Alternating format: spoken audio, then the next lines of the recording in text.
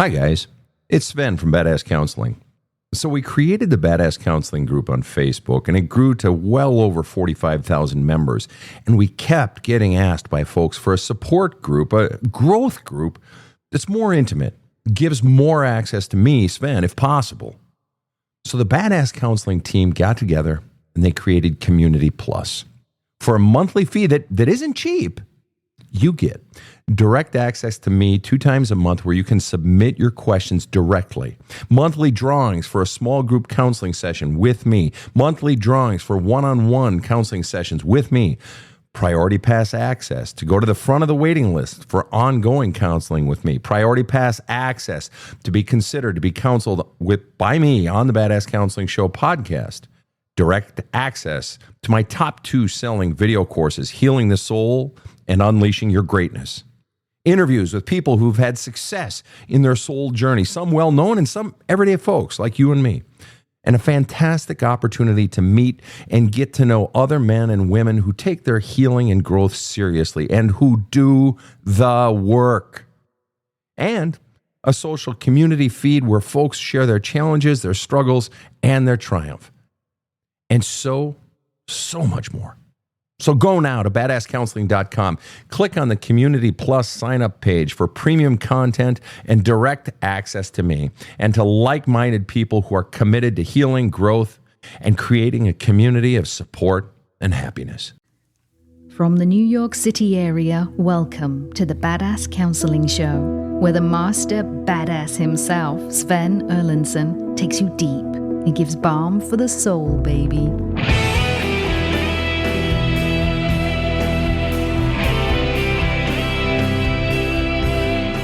Hello. Welcome to the Badass Counseling Show. It is terrific to have you here, wherever you are checking in from around the world. As you might be able to tell from my voice, I am somewhere around the world. I am actually up in the New England states of the United States. It's summertime in New England, and this is a time to be on the beach, and so I am on the beach. I don't have sand in my toes at the moment, but I am about 100 feet from sand, so I carried some back so that at least I could have my sand in the toes, but it's not like really sand in the toes. I think you know what I mean. Anyhow, wherever you're joining us from, I am joined by KC, who is remote. We may not have her in this show today, probably not, but she is with us at least in spirit. She may jump in at some point. And I am joined by Rob the Rocket, who is back in studio. Rob, what say ye? I thought you might be in an undisclosed location, which would add to the intrigue, but this is fine. I have not been kidnapped. All right. So, no, we're good. Rob, how has your week been? So far, so good. Let's see how tonight goes. Why don't we? It's early yet, but everything looks great to me. Let's get cranked up. All right. Well, Rob, tell us about Priscilla, if you would. All right, I'd be happy to, Sven. Priscilla wrote in and said to us, "My husband and I have a sweet and sassy 2-year-old. The terrible twos have started, and my husband and I have found ourselves struggling with our reaction to our toddler's meltdowns. I have read and heard that we are the nervous system of our child at this age, and that they rely on our nervous systems to regulate. My husband and I were not raised by parents who regulated their own emotions well, so this has become a struggle. What is the process to learn how to regulate my emotions? We really want to heal and be the parents we never had." Priscilla, welcome to the show. Hi, thank you, Sven. Thank you for being on. So tell me, give us a little background here. You say you're struggling with our reaction to your toddler's meltdowns. So give us a little snippet here of your toddler's meltdowns and yours and your husband's reactions, but and then more specifically your reactions. What's the meltdown? What's your response? Sure. So I'll give an example. We've more recently introduced TV, and so we will put on a movie. Let's say she wants to watch Frozen.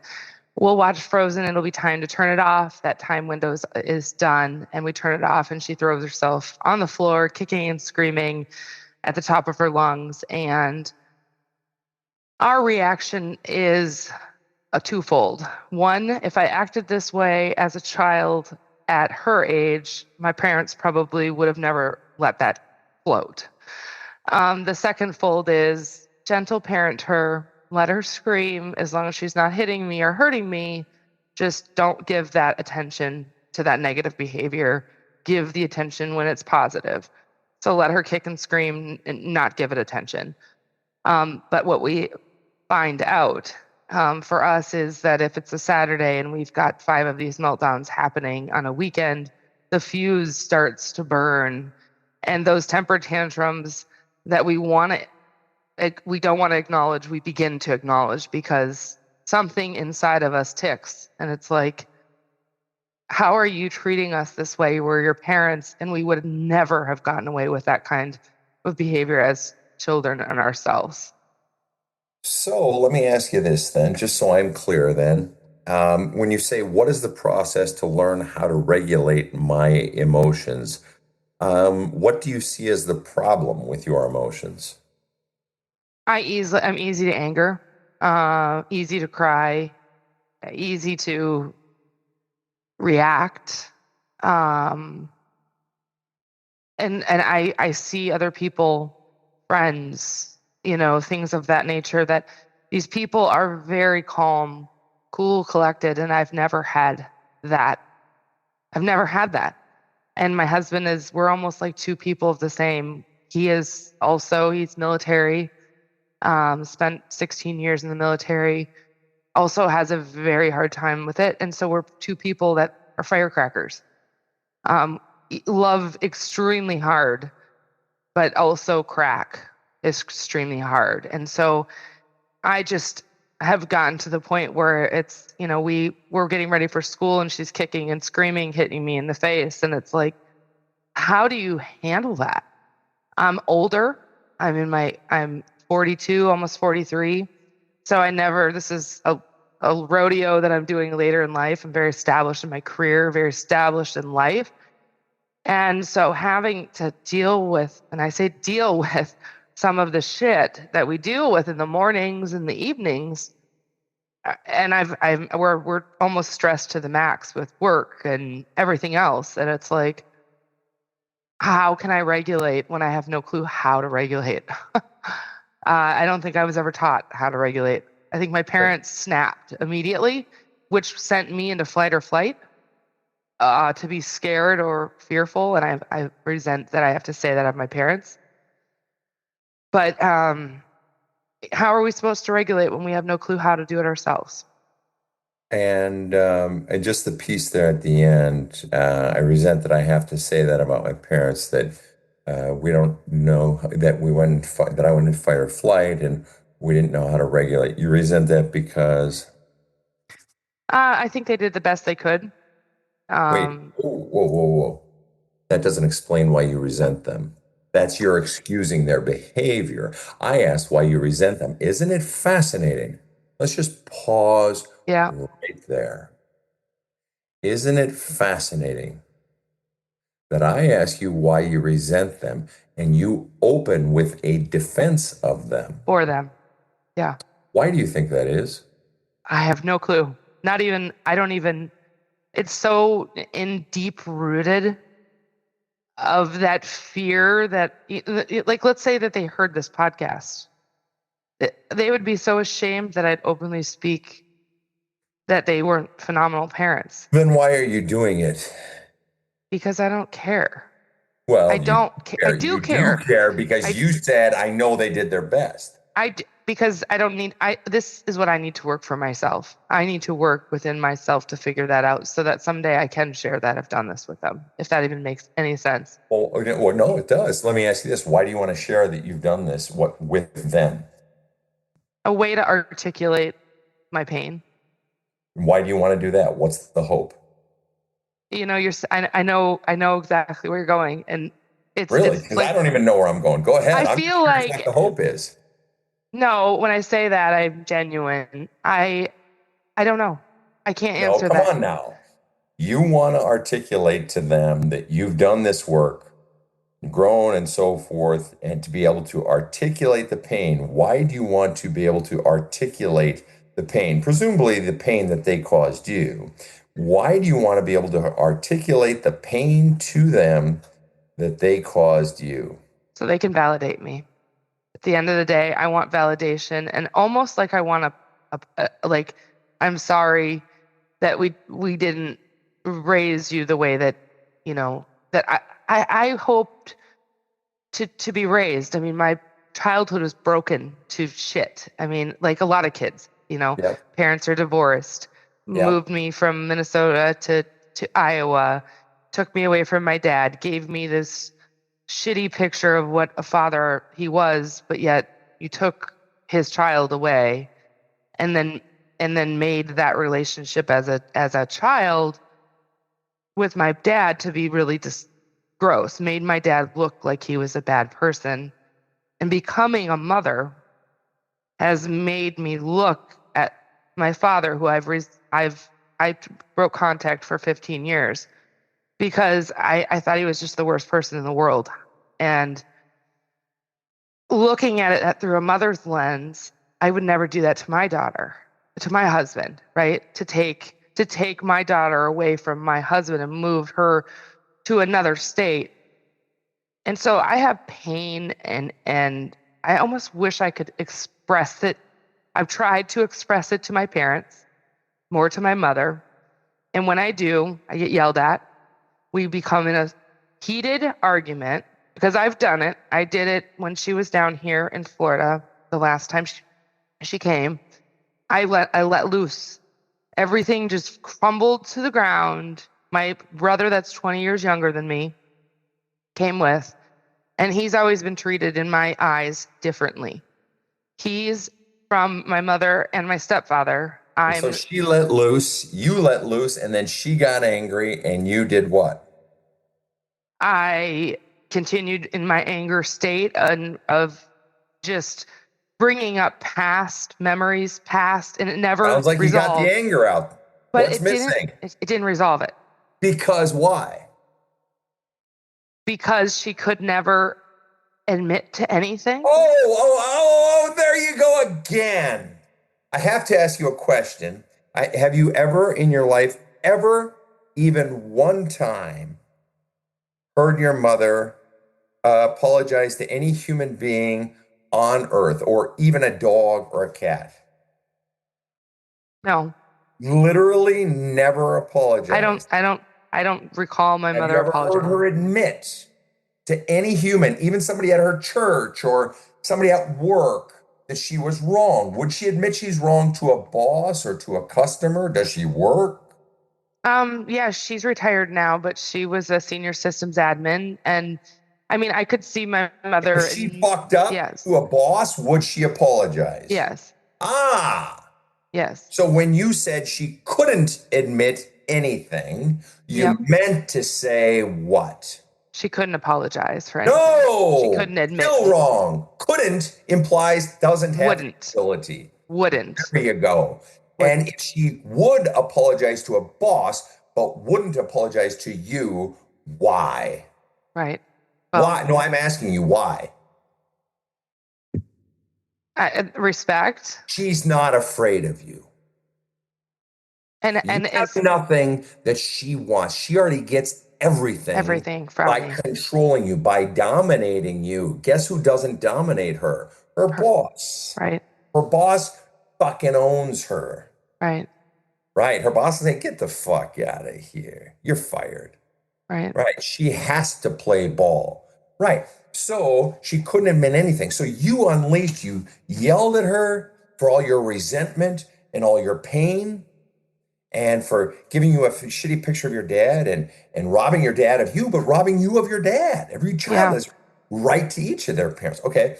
And you got the pain out, so much of it, and yet it didn't resolve anything because you said she couldn't admit anything. And earlier you had said, I want her to validate me. I want her to say, I'm sorry. So the reason she has all the power, the reason you're so fucking miserable is because she has something that you want. And she's saying, fuck you, little girl. Yeah. And you're angry as fuck because she won't give you what you want. Yep. I'm willing to bet that there is a beautiful little 2-year-old who wants something that you have and you're not fucking giving it to her. You said, and we are stressed to the max with work. Yeah. We don't know how to deal with this shit. We love hard, but man, we crack hard. We're firecrackers. Yeah. Nothing wrong with any of that except, well, stress to the max, don't know how to deal with it. Stress to the max implies you don't have a whole lot left over. I don't. I 100% know that, and I've just started my own business. Oh yeah, shit, running a business? Oh yeah, that's all of it. No. You recently started 2 businesses. Yeah. One of them came out of your vagina. Yep. And one of them came out of your brain. Yep. And you're having to pick, and your daughter is saying you have picked poorly. Yeah. And which direction do you go in this day and age where to have the lifestyle that we desire? There it is. There it is. You are so good. I love you so much. You just saved me about 10 minutes worth of work. The lifestyle we desire. You just answered your own fucking question. Lifestyle over child. Because guess what? I get people who grew up with all sorts of shit, but they didn't have the fight. They never got the love. They never got confirmation of the worth. And I ask people who are in all sorts of shitty homes, and I ask them the question, if you could add a home that was well off, but absent of the love and affirmation and validation, to use your word, that you needed, or a poor home where there was a lot of love and you knew it and you got it, which would you choose? Do you know that I have literally, in 30 plus years of asking that question, I've never had anyone choose option A. Right. Yep. And you are choosing option A, which is your choice. You're the parent. You have all the fucking power. The kid's along for the ride. Right. And the truth is you can keep doing it the way you're doing it, but it's driving you fucking nuts. And clearly it's driving your daughter nuts. And the funny fucking thing is all she wants is love and attention. Right. Now, I got to ask this question, though. I think the question that many questions haven't been asked, but I think the question I'm most curious about is you're doing something that every single parent does. I did it. Every parent does it, at least in America, every parent. Well, I shouldn't say every parent. There are those that don't. But 99.9% of parents do what? Put their kid in front of the TV. Nothing wrong with that. We've all done that. Back when my kids were, back in the 90s, early 90s, it was, Sesame Street, sing-alongs. I used to love those fucking things. And the movies, that was back in Lion King, shit like that, long before Disney, and Jungle Book, the first Jungle Book, all that. Anyway, point is this. I'm just curious. So there's nothing wrong with that. It's fine. Maybe if we lived up in the Arctic Circle, we'd send them out to play in the snow and maybe they get eaten by a bear or something. Who knows? But point is, I'm just curious. What drove, in your little scenario that you drove there, that you laid out there, what drove the putting the child in front of the TV to begin with? Again, nothing wrong with it. I'm just curious. A way to relax the evening. We don't use a tablet. She doesn't use a phone. So we introduced TV as a way, like 15 minutes at the end of the day to wind down instead of running circles around the house or us playing Legos. When she does come home. If you're putting the movie Frozen in front of a child, you can't watch 15 minutes of Frozen. I couldn't watch 15 minutes of Frozen and being expected to stop watching it. I mean, come on. They got a deer named Sven. I'd want to watch the whole fucking movie just for that. She wants to watch it every day. Minutes? What's that? She wants to watch. She knows the movie. All right, so she gets 15 minutes of Frozen. Yeah. Okay. And so and it's not consistent. We're not consistent on it. It's more of a if the night still permits the time. We get her home about 4:00 from daycare. And so from 4:00 till about 6:00 is I'm working from home. With the new business I do IT consulting. So I'm home. So dinner's cooked through the day. So it's ready when I take her to school. My husband picks her up from school. She's in preschool. So dinner's ready. Everything is done and ready while I'm working so that my phone is away. The technology is gone. I'm committed to that. I will admit, I started this new business. This is 3 weeks into it. People are calling me as far as clients go. In that time period, the do not disturb is going to go on. I will not, that's my time. I do believe 100% that needs to be devoted to Brooklyn and my husband. Great. But the TV time that we incorporate is more of we like to reward it and say, if we have a good night, we can watch a little bit of Frozen, and then we just play off where we left from the night before. Sure, great. And I will say Frozen, she's getting to the point now at 2.5 that she's shutting the TV off. The problem that we have is redirection. Don't hit the dog. And she says, no. And she says, go away. That'll be almost the exact scenario that we run into. No, mama, go away. And those are where we're coming into how in the hell is our child talking to us this way? She doesn't hear me talk to my husband that way. She is being told by her old daycare, if you don't want someone to be near you, you tell them to go away. Sure. Clear, concise communication. But she's using that with us in a mixture so with the rain, go away. In that moment, when she says, no, mama, go away, what then happens in that moment? First of all, what happens? What's your interaction with her, and also what goes on inside of yourself? So at 2.5, at 2 years old, we didn't have that problem. So now what we're looking at now is trying to tell her why she shouldn't say that. Brooklyn, when you say that, that really hurts mama's feelings. We don't want to tell our parents to go away.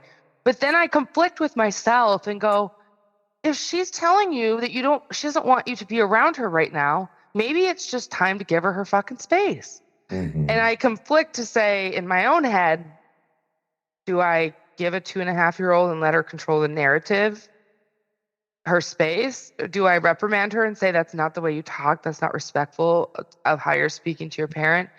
I struggle in that. Gotcha. Does that make sense? That makes total sense.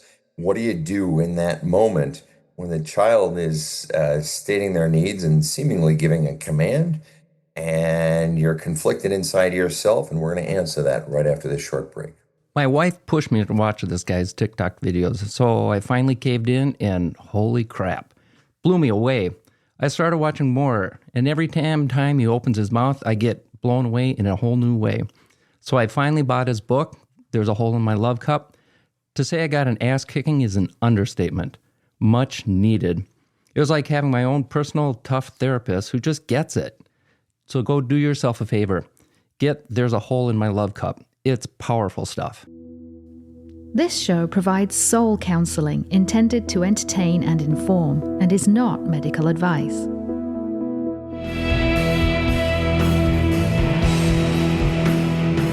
Now, back to the badass. And we are back with Priscilla. Priscilla has articulated one problem within a greater context. And the problem is that she is not sure what to do when the daughter, her 2.5-year-old daughter throws tantrums, doesn't know what to do. When her 2.5-year-old daughter says, get away from me, mama, or no, mama, go away. And at bedtime, and the tantrums. And this is a problem common to all of us.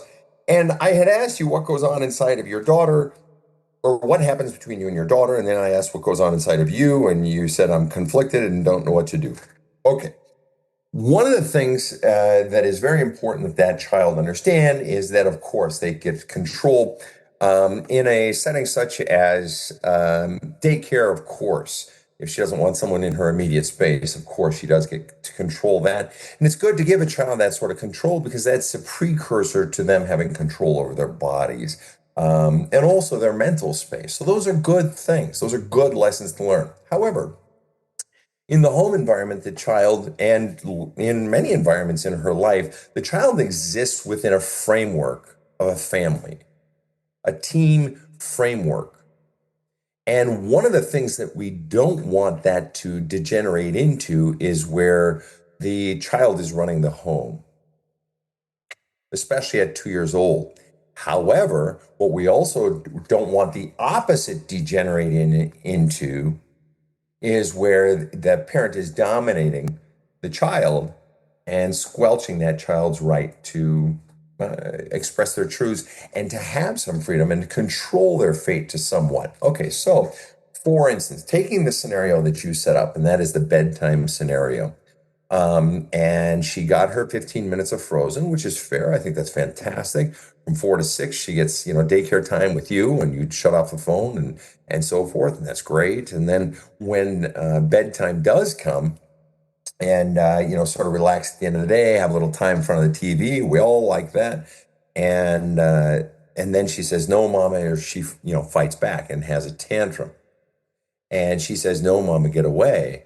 And when you and your husband argue, if you're two firecrackers, I know the two of you argue. I know the two of you fight. All right. Yep. When the two of you fight, in the middle of that fight is often not the best time to be giving instruction to each other.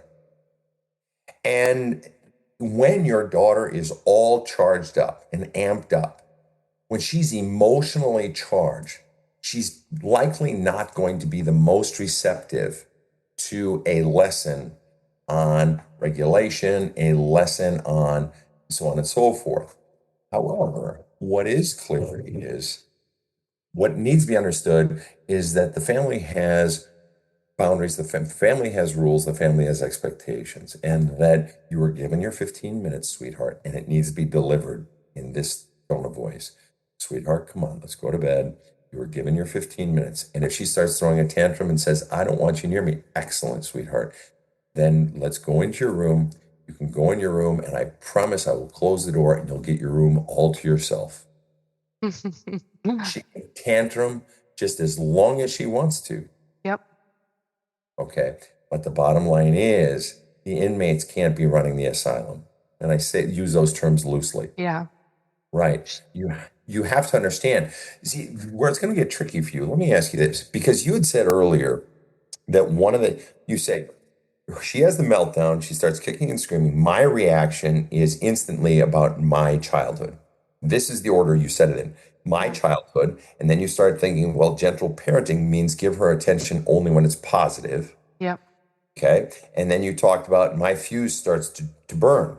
And, how could you treat us this way? Oh, so that's resentment. Like you owe us to treat us better, even though you're talking to a 2-year-old child. And the idea of payment and debt is maybe a bit complex. And that's all right. That's all right. Yeah. That's how we think as parents. And when we're amped up, when any of us is emotionally charged, we think the way we think, all right? And it's not always the best. But that fucking emotional charge, man, it's like, I can't even fucking see straight, right? Okay. And you start thinking about your childhood. This would have never been allowed in my childhood. Okay. And then, like I said, there's that resentment in there. Okay. Well, and there's another piece too. Go ahead. When she's throwing this fit and I'm not paying her attention, I feel like I'm also abandoning her. It is such a weird catch-22 that's coming in there.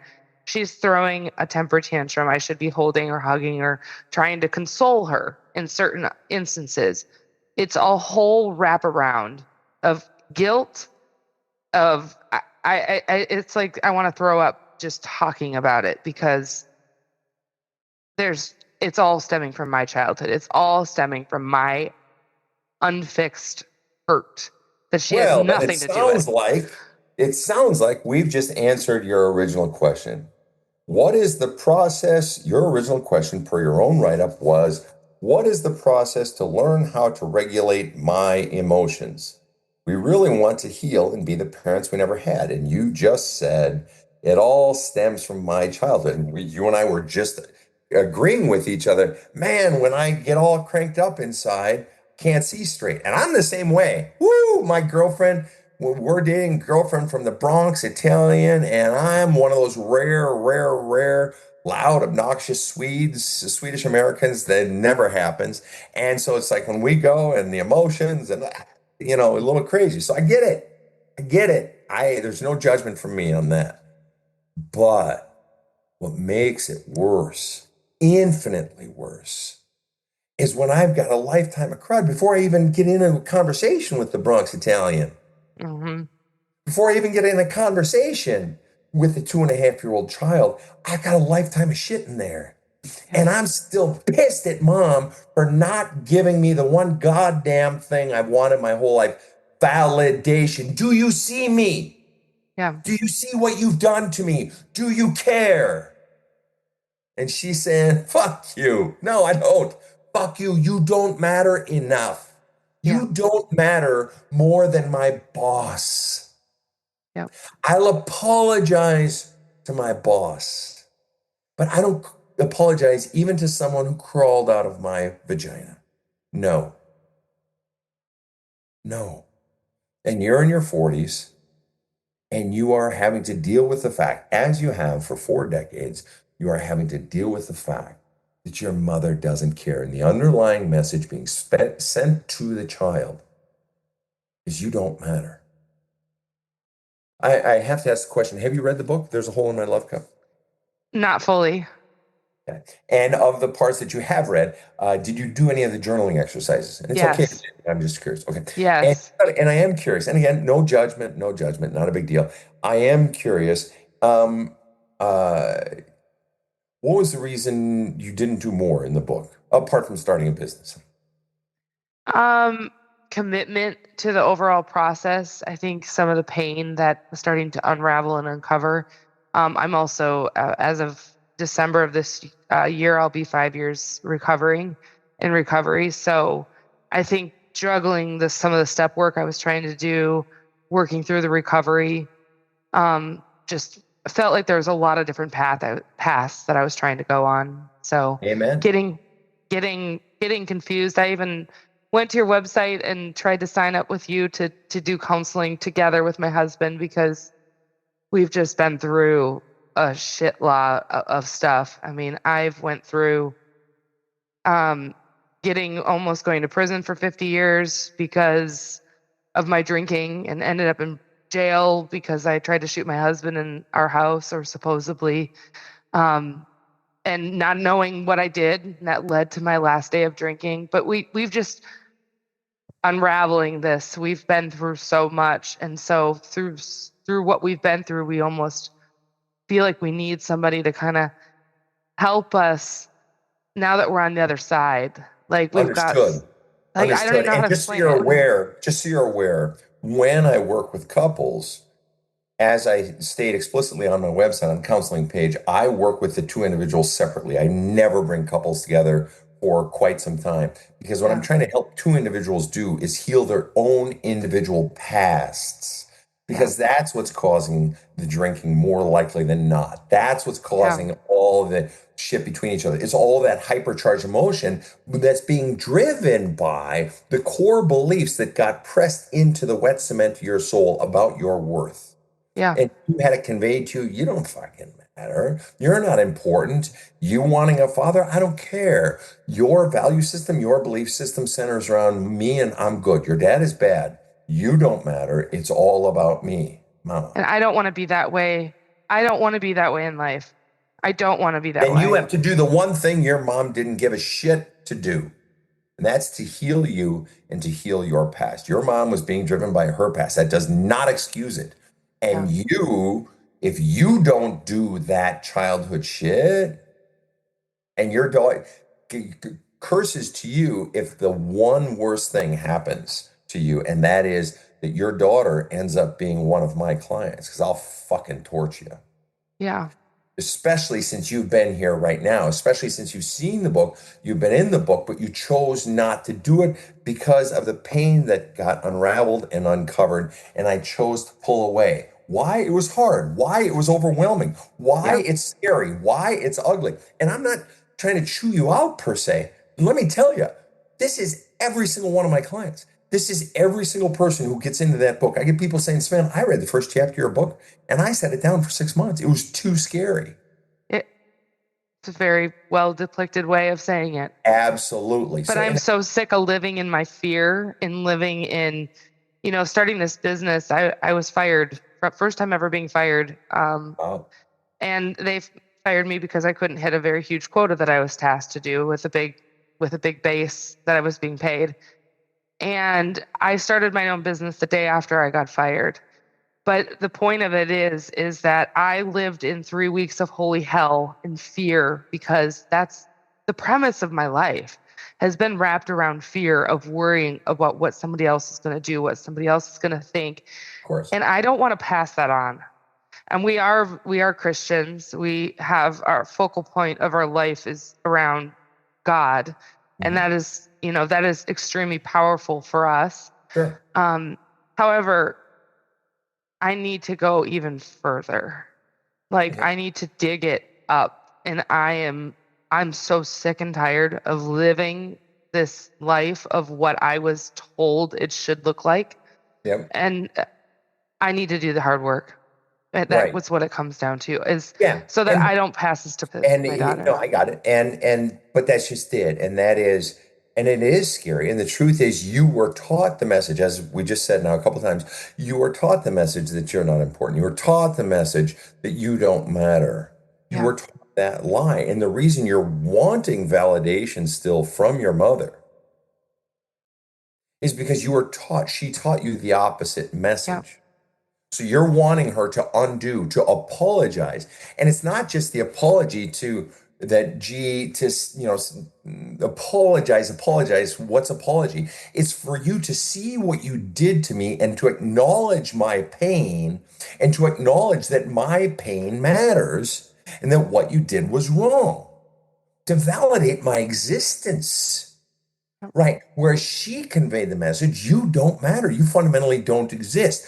So fundamentally, you say you're a Christian. All right. Believe in God and so forth. What you are fundamentally believing is the message conveyed to you by a human that says you don't matter, rather than the message written on your soul by your God saying you are my child in whom I am well pleased. So you are believing a person rather than the God that you worship. Right. Which tells you how extraordinarily powerful a parent's message can be when imprinted on a 2-year-old, on a 6-year-old, on a 9-year-old, year after year after year after year after year, by actions, by words, by unspokens, by a look. All right. And so, yes.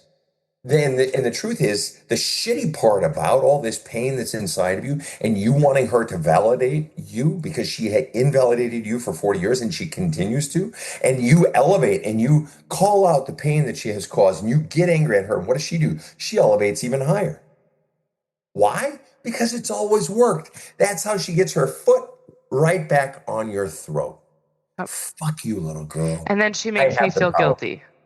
And then she leaves the guilt trip. She goes back home to where they come from. And then the conversation is, you really made me feel bad what you said. That's right. And that has always worked.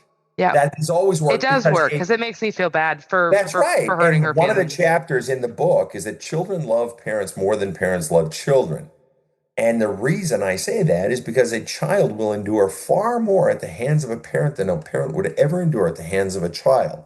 And a parent and a child ultimately wants the parent to feel good. Even if I got to take away your pain, I want you to feel good. Why? The child is incognating this, but fundamentally, if I can make you happy, make you laugh, or make you feel good, then I have a shot of you pouring some love into my love cup. Mm-hmm. So you feel guilty that you made her feel bad. You feel guilty for that. And you were conditioned to do that since you were a fucking child. And it's all bullshit. What? Guilty for standing up for yourself? Guilty for calling out a crime? Yep. Guilty for her teaching a child that a child is innately unlovable and doesn't matter? Are you fucking kidding me? Where's the guilt there? No, sorry. That's just fucked up what you did, Ma. And this is the time of your recompense. This is the time of reckoning now, Ma. But the bottom line is that you are still wanting something. You believe that you cannot have peace, you cannot have happiness until you receive that sorry from your mom. That there is no way to be free, that the only person that has the power to set you free from the prison that she put you in is her. That's the belief that you've been operating on. And she's never going to do it. And that's why you're so mad. So you're stuck in this ugly, miserable, fucking hothead firecracker prison that you are fucking trapped in. And it sucks ass. And now it's bleeding on your kid. Yeah. Right.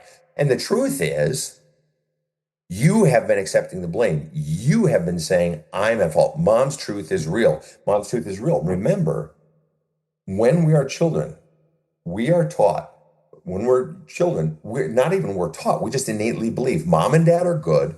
Yeah. Mom and dad love me. Therefore, if I'm not receiving that love, something must be wrong with me. I'm at fault. Because mom and dad are good. They love me. So therefore, I'm the problem. I'm at fault. Something must be wrong with me. But what we're discovering now, at 40, whatever you are, is, wait a minute. Who the fuck teaches a child that they don't have worth? Who the fuck teaches a child that they don't matter? Who the fuck doesn't apologize in life? Who the fuck takes away a child's father and demonizes the father? Who the fuck doesn't own their shit? Maybe mom isn't good. Maybe mom didn't do her best. Well, you know what? Because you prefaced the whole thing by saying mom did her best. And then you said, well, I'm sure mom apologized to her boss. Wait, but she didn't apologize for the shit she did to you. So therefore, she didn't do her best because she could have apologized for the pain she caused. She could have. Who goes through life not apologizing? She could have apologized. So she chose not to. Obviously, she hasn't done her best. And she demonized your father, moved you away from your father. How is that doing her best? That's bullshit. You're still excusing her fucking behavior. And I gotta ask, why, to a perfect stranger, are you excusing your mother's behavior? I don't know. Do you think maybe it's time to stop excusing your mother's behavior? Regardless, you don't even ever have to confront her. I don't need you to confront her in order for you to heal. But at least inside your head, with your own self, you got to begin to change your fucking language. I don't see any evidence that she did her best. She treats other people better than her own child. She does, yes. See, even today. And she treats my brother better than you. Really, that's really where the it's even more obvious there.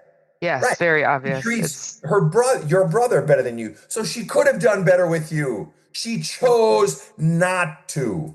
Yep. She chose to say, fuck you, and she's still saying it, and she ain't gonna own shit. Is it possible? Well, let me ask you this question.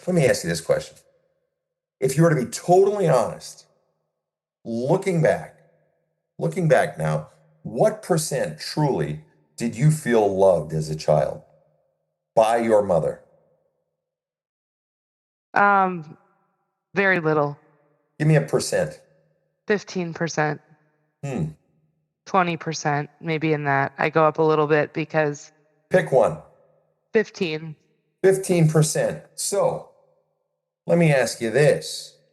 I'm going to assume that we all have read the book, 5 Love Languages, right? Yes, yeah. Right. And even if you haven't, whatever, basically the fundamental premise is we all have different love languages, ways we like to be loved. And it's not enough to love someone the way I give love. Like, I give love by doing nice things for people. I give love by saying nice things. I give love by listening, which actually isn't one of the love languages, which I added in my book. But the point is, it doesn't matter how I give love. It really doesn't. Because if that person doesn't experience that as love, who gives a fuck how I'm showing it? So part of my responsibility in a friendship, in a love relationship, is to show love in a way such that they feel it. All right. And it would seem to be particularly necessary with a child. The child needs to feel loved, to feel safe, to feel like their love cup is getting filled. What would you say is the fundamental reason you didn't feel loved as a child, in one sentence or less?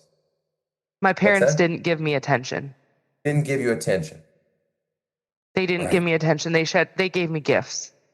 And I don't like when someone gives me gifts now as an adult, it makes me very uncomfortable. Oh, sure. Right. So they didn't give you attention. And as a result, so you had the experience of not feeling loved. So then back to the original equation. Mom and dad love me. Mom loves me. Mom is good. Mom already told you dad is bad. So, right. So mom loves me was the premise of your childhood. And mom is good, because every child thinks that. But now looking back, I felt loved like 15%. So it's reasonable to assume she didn't love me in a way that I fucking felt it. Right. It was a love that I assumed. You assumed, right. And the child needs to assume that. You needed to assume that. That was a survival mechanism. Why? Because otherwise, you realize I'm alone in this world. You had to believe it. You had to believe that you were the problem because it would be too mind-blowing to think my own mother doesn't love me. And now, looking back, her actions proved. Now, it could be argued, well, she put a roof over your head and she put food on the table. Really? She did that for me? Really? No. First of all, I would have gotten roof and food and clothes if I'd gotten on a fucking homeless shelter. Right. And I've gotten some really nice people giving me big hugs and saying, oh, come here, Priscilla. I got hugs. You're the best. You would have gotten so much fucking love down at the homeless shelter. But furthermore, are you saying that mom wouldn't have had a roof and food and if I hadn't been born, that she did that for me? No, she didn't do that for you. She did it for herself. You just happened to be there as well. Right. Part of the Furthermore, party. she brought you into the fucking world. She owes you. It's child abuse if she doesn't give you. So she's not doing a fucking favor to you. Right. She's fulfilling what she has to do to stay out of fucking jail. All right. So did your mother love you based on her actions? If your husband, and let's say the way you like to be loved is quality time together and kind words. Let's just randomly say those are your two. And your husband doesn't give you those over, let's just say, 18-year period of time.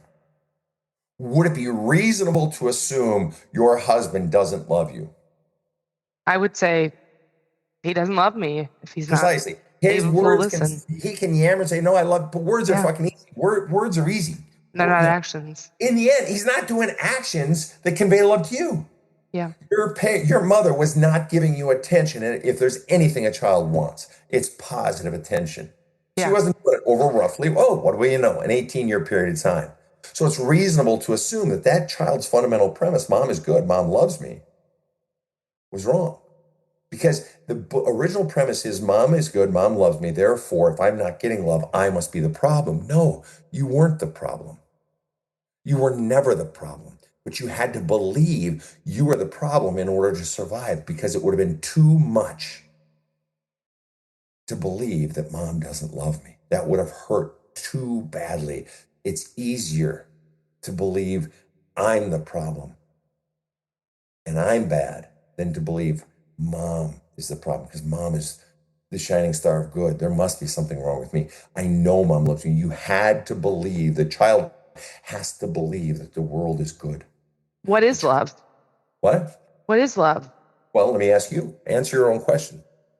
I mean, as someone that's compassionate to my feelings, someone that wants to listen to me, someone that wants to be deep into my soul, someone that's just a companion.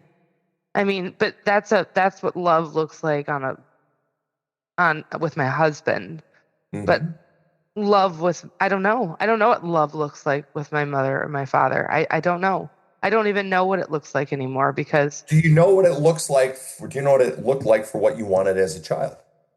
No, it didn't. That was but not now love. You say they didn't give me attention. You knew you wanted attention. Right. One of the things I talk about in my book, There's a Hole in My Love Cup, is children shout loudest when feeling heard least. What children are fundamentally wanting is attention.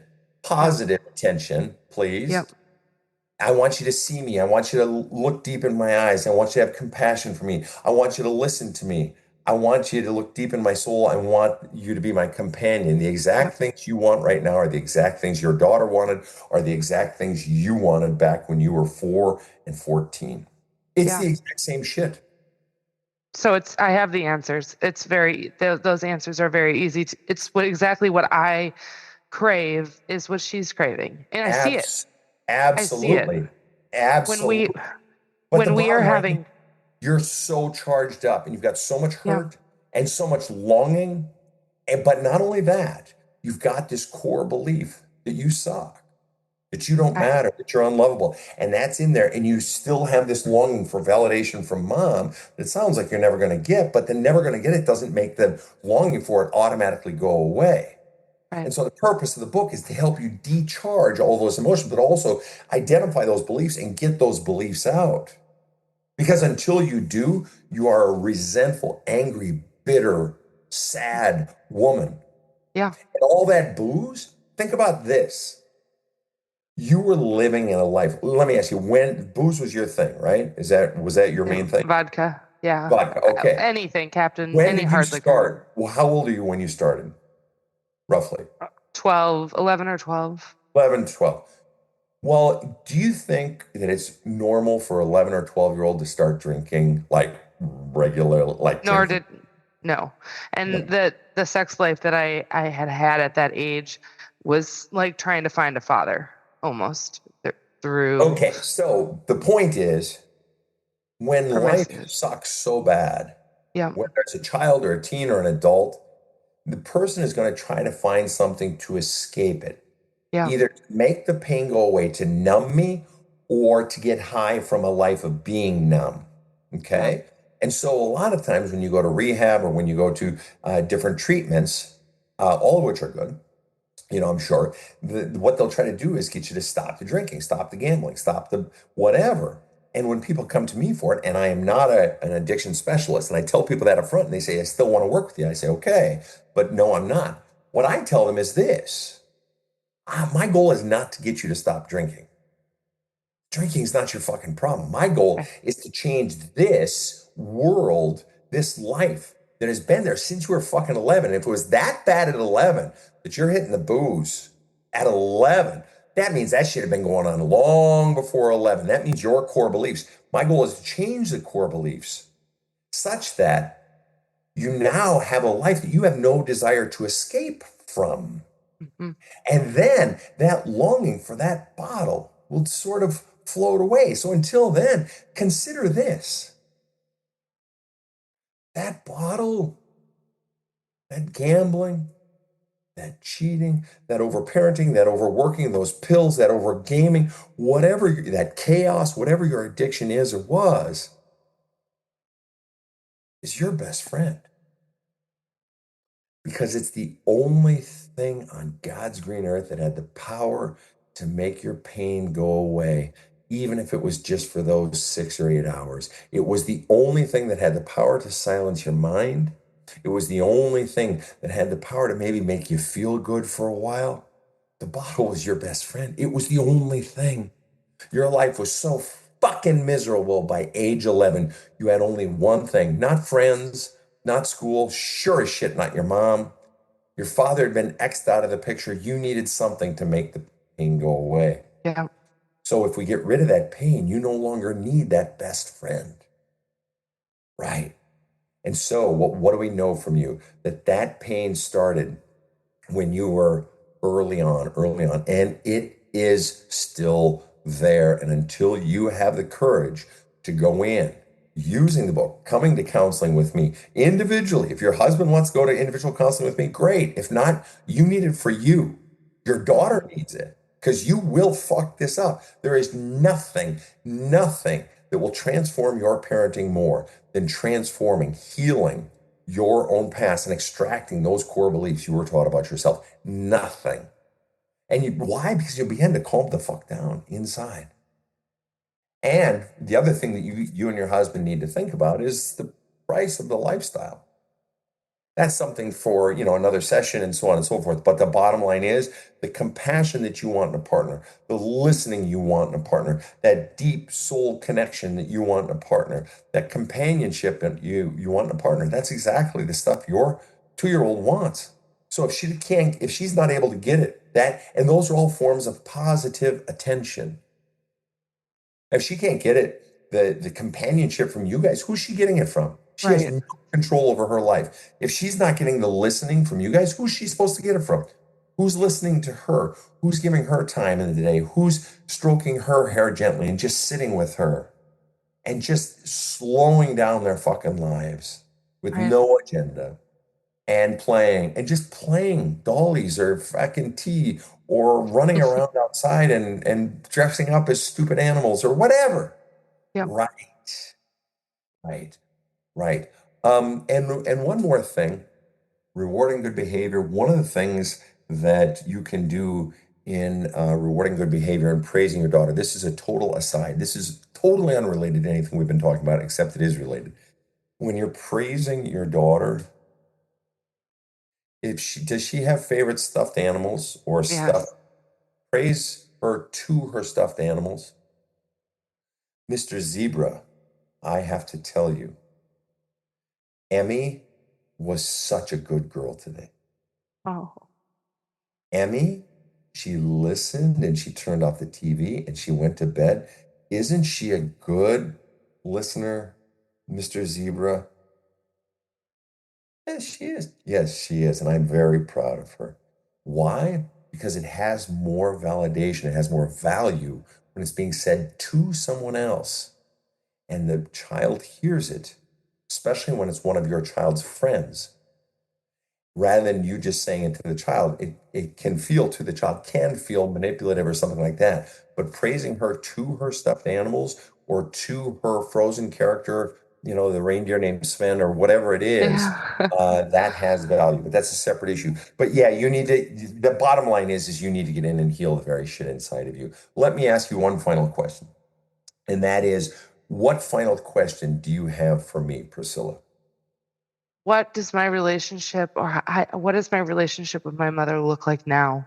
With understanding what you just said to me, with where we're at, how does that relationship supposed to go forward? Right. Okay. And my answer to that would be, Priscilla, you have so much pain, fears, and bullshit beliefs you've been taught about yourself, so much that needs to come out. We've just scratched the surface today.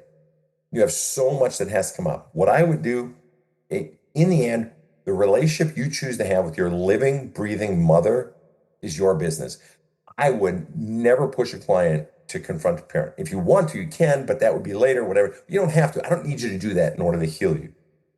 I need you to go into all that shit and begin to extract all that shit. And then, as you do more of that, then begin to ask yourself that question. You're not in a position to ask that yet because you've just begun this process of extracting all of this stuff. This is still premature. That question is premature. Okay. But the truth is, you don't have to do anything.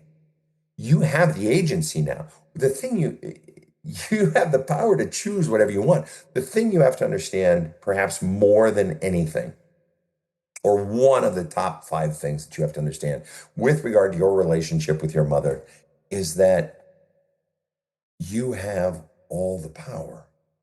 She doesn't. She's afraid of you. The family myth system exists to protect the person at the top of the food chain, clearly your mother. Okay? And all the myth, all the you're the bad girl, you don't matter, all the story exists to protect her, to make her be the good mom. I was a good mom. You even said it. I know she did her best. Yeah, right. We sort of deconstructed that one, right? But she's afraid of the very truths that you hold. That's why she fought you so hard. She cannot let those truths get out. She cannot allow chips in that story to begin, because cracks become fissures, become canyons, become chasms. And all of a sudden, people aren't believing the myth that she needs to keep in order to keep herself looking pristine and like this wonderful mother. She has to keep you under her thumb, under her boot. She's terrified of you. Why? Because you have the truth. You have the whole other side of the story. You have all the power. And so what that means is, for now, you can keep it what it is. You don't have to do anything. But in the future, whether the future is next week or a year from now, you have the power to change it into whatever you want to. But the bottom line is, the more you get out the pain and the fears and the bullshit beliefs you've been taught about yourself, underneath that is the self that the God that you worship created you to be. It's not out there, it's in there. And you will have greater and greater clarity of precisely what you want from a relationship with your mother. If you want it, or if you want space, or if you want no relationship at all, you'll know. You'll just know. But you have to get out all this other crap, because you still have so much of the conditioning in you of what she conditioned you to be. And until that comes out, you can't even fucking see straight yet. So you got to go further in for now. And the truth is, if your husband is similar, he has to go in to himself as well, but you can't control that. So you focus on what you can control. And I guarantee you, as a matter of absolute fact, Your parenting will begin to change very, very quickly the more you get this out. You want to know why? You're going to begin to calm down inside. You're going to begin to feel that 5-year-old self that was you, which means you're going to be able to feel little Emmy, your little daughter, more. You're going to feel her in ways you haven't felt her. It's going to be tangible in a different way. Everything changes, but it requires the courage to do the very thing you've been running from your entire life. You have the courage. I do. I think it's time. I think it's time. So what are you feeling right now? At peace. Honestly, I feel much more peaceful than I figured I would.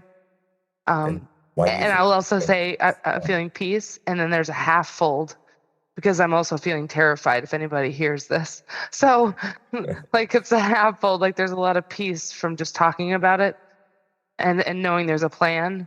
But then the other side of it is, holy shit, what if someone hears this? Right. And the truth is you haven't told any lies. So if someone hears it, so what? And furthermore, if someone hears it and they come to you, you don't have to talk about it. Right. That's the golden part of it. Well, yeah, it's like back when I was a pastor, and this was, I came out of the 70s and the 80s and all the Jesus freaks and the Bible bangers and shit like that growing up. My dad was clergy, 4 of my uncles were clergy, I became clergy, and I used to tell people all the time, if somebody comes up to you and says, are you saved, or tell me about your faith life, I said, tell them to fuck off. Or just tell them this. Listen, I'll tell you about my faith life. Why don't you show me your checkbook and all your finances first? You show me your intimate thing, and then I'll show you my intimate fucking faith life. So the bottom line is, somebody can call you out on this. That doesn't mean you have to answer. It doesn't mean it's their fucking business. And if somebody asks you about it, we would say, again, you don't have to answer, or just say, yeah, and it felt great. Or just tell your fucking truth. Have you lied on this show, Priscilla? No.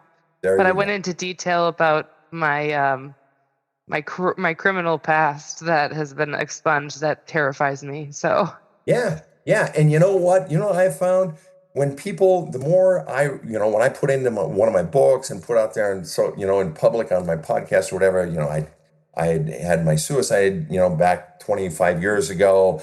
And that I had written books on this and that and all the stinky stuff I'd done in my life and all the crazy things I'd done in my life. You know what? Makes life easier. I'm just free. I don't have to worry about it. Big fucking deal. It's out there. What are you going to do? Oh, well. So, in your case, okay, so I got this, so I got that. Okay, now what?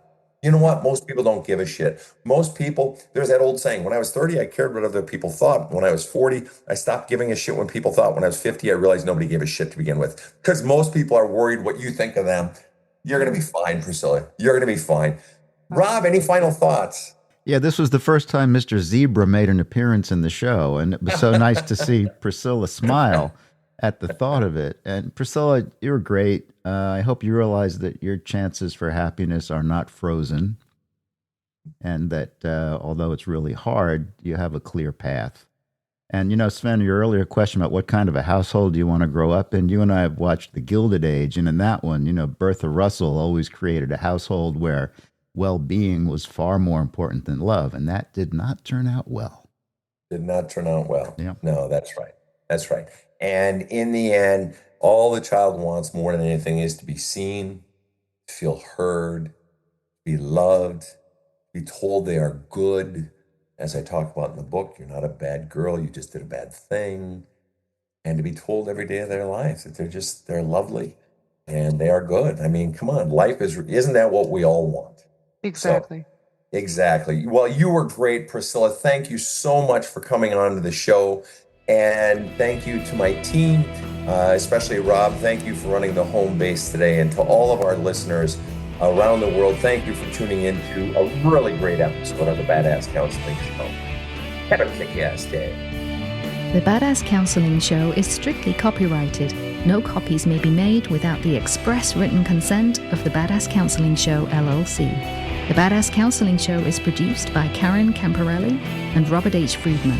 Executive producer Sven Erlandson. Original music by 2-time Emmy Award-winning composer Trevor Morris. Have a kick-ass day.